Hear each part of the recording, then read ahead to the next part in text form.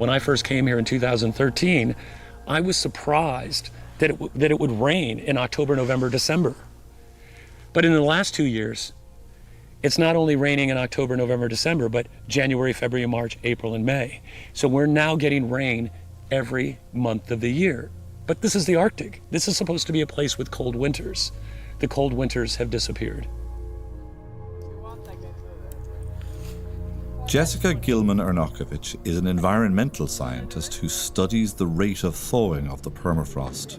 Taking core samples across the landscape year after year allows her to measure how fast it is releasing warming gases.